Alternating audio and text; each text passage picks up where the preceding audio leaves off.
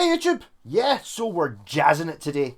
This is, I do believe I was actually going to look this up to find out what it was, what model it was before I did this video, and then I thought, oh, I better just so I could do a wee adjustment, and yeah, it's actually, oh no, you can't see it.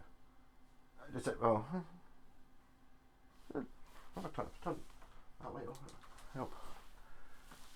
Nah, you can't see it. It's a Hondo Deluxe 937, which it says on there.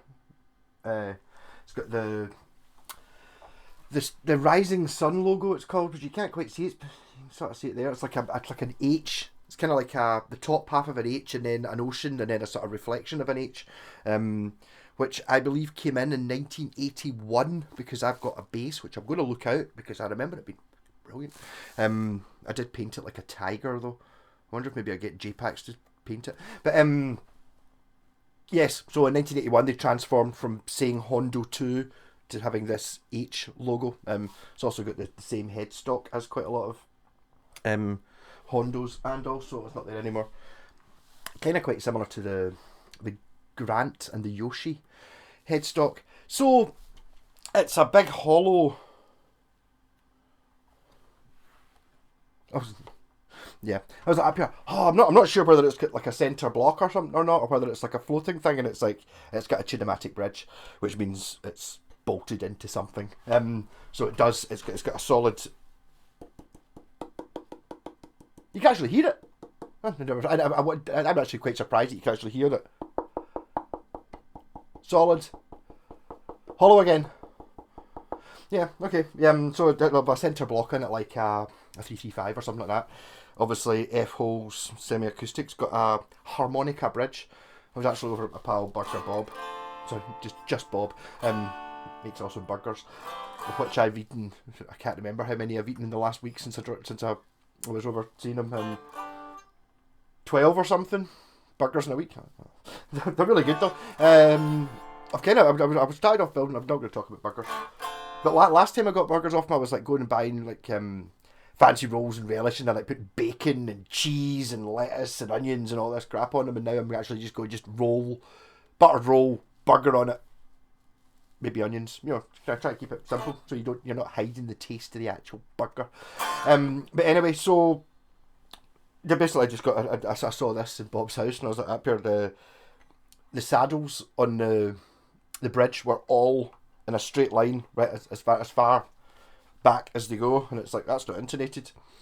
It's like, because it's not going to be if they're in a straight line. So now it is, or yeah, now it is. Yee.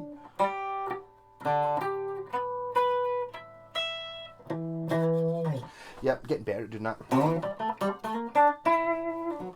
So I'm not really sure what to play in some of this. Obviously I'm just going to play what I normally play because I can't do any jazz, but you're meant to use the neck pickup here. And then with no tone. That you don't want to hear it, you just want a muffled mess. That's what you want for the jazz. Can I play a jazz chord? I don't even know how. I need to learn a jazz chord so that when I play jazz I can go. That will be a jazz chord. Might not be a right one.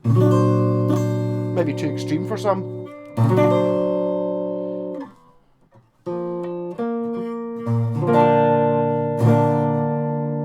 That's just a G bar chord. That's just like I've never thought of playing.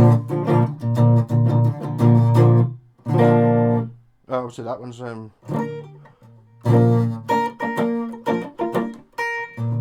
just going for there's a G, and then if you slide it up one, then bar it. Yeah.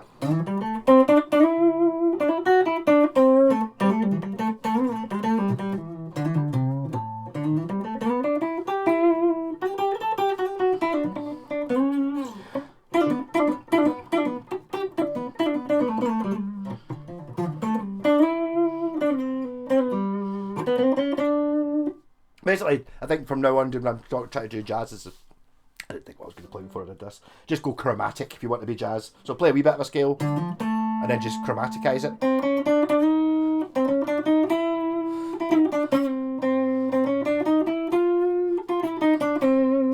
Chromatic just means go to the next note first. So like a chromatic run starting in A would be. every fret.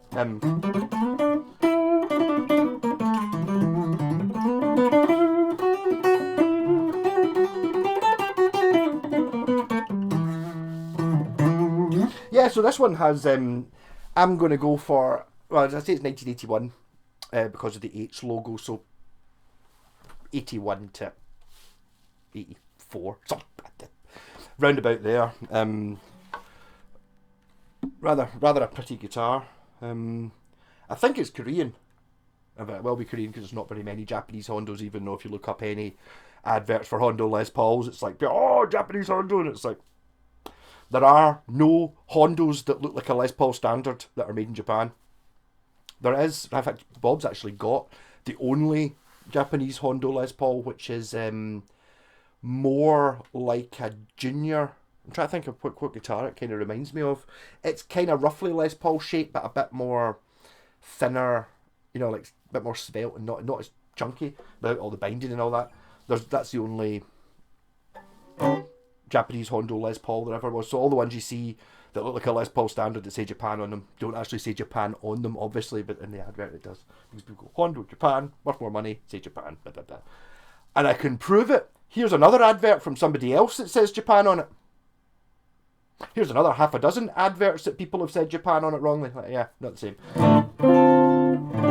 So I'd imagine Samick built. I'd imagine this is a sort of guitar. I bet you could go into Guitar right now and buy a guitar almost exactly the same as this. I don't really know what you would call it. It's not a Birdland, because a Birdland with a Y in it is the one that Ted Nugent plays. It's much bigger, but it's got this pointy, might be called a Florentine cutaway. I don't know why I think it might be called that. There's such a thing as a Florentine cutaway. This might be it. So you can get up here for the jazz notes. Sorry, chromatic.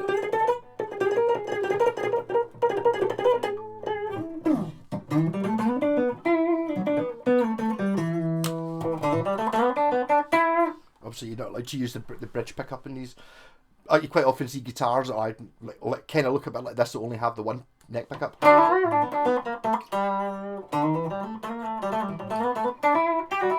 But what I can say about this is this has been very well played.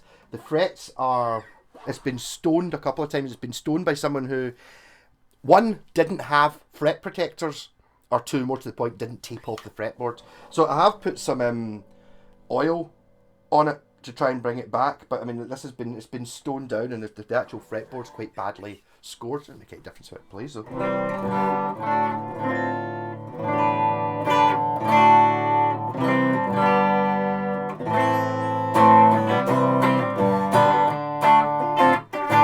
So I do actually have another Hondo that he actually wants me to have a look at, rather than me just going, that one there's wrong. But I took this one. All I said was, can I just adjust those things? It was annoying me, the fact that we're on a straight line. So put new strings on it, bit of tweaking, redid the frets, polished all the frets up because they were really scratchy. Whoever it was that did the stoning of the frets had stones but didn't have wire wool or any way of making it shiny again.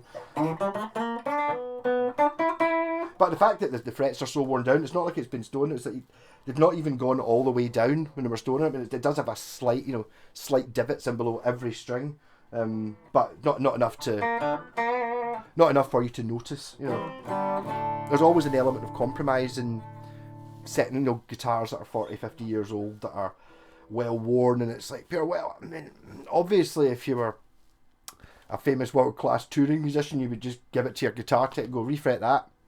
But, realistically, a refret's going to cost a couple of 250 quid, and it's not going to make that much difference, this guitar, and I don't think these guitars probably cost much more than that. I don't know, I can't remember what he said. I don't think it was much more. I don't think it was round about that price, I think. And if you're playing jazz, then there you go. But I mean, I don't, so I'm just going to try. Obviously, I'm getting the rat pedal on and all that soon. Middle position, I'll try that.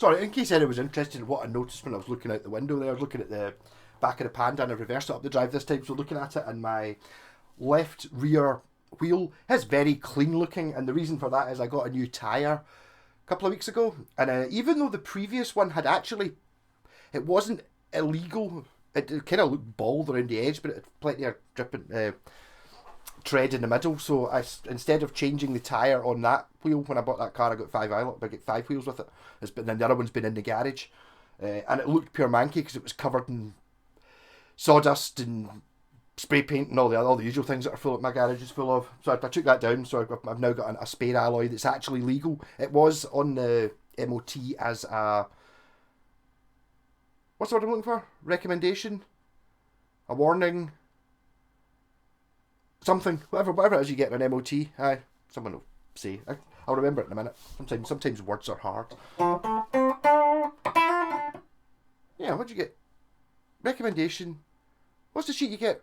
The one that's after is that you've passed, and here's the things that you're going to need to do soon, sort of thing. You don't have to do it for your MOT, but you're going to have to do it soon, sort of thing.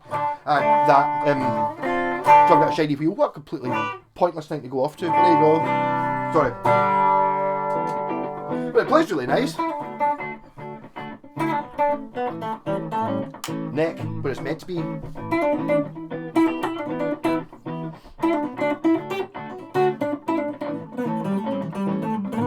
Got the action down a good bit as well.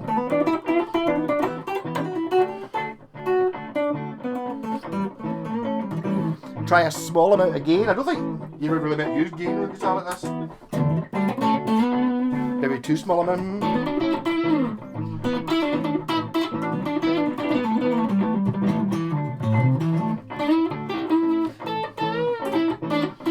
I'm really liking that Joyo pedal.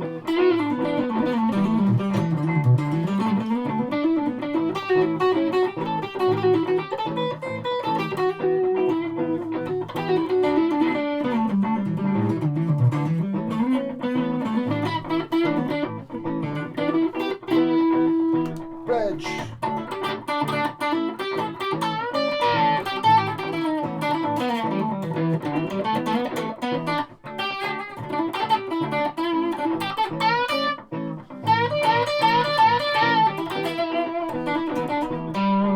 I put 10s on this, just normal strings. I do have for the other one, I've got flat wounds, but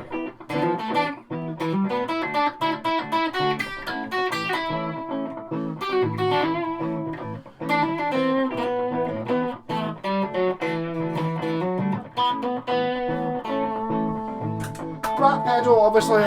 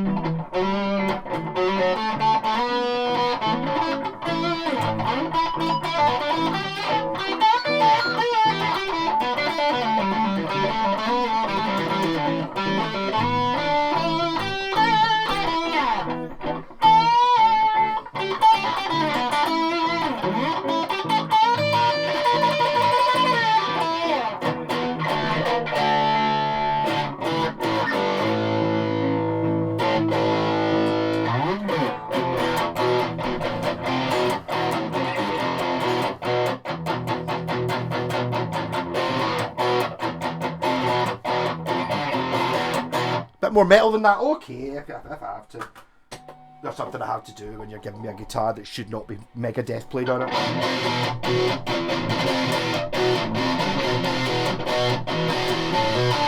In fact, actually, I'm wearing an Iron Maiden t-shirt. D.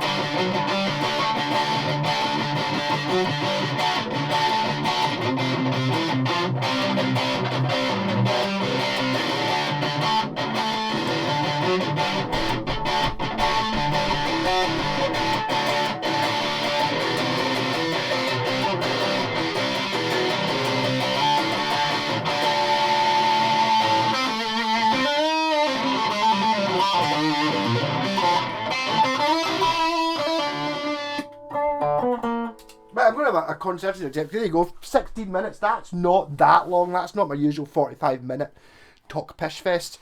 But do like this. So again, it says on the desktop a 937. Generally with Hondos of all ages, the higher the number, the better it is.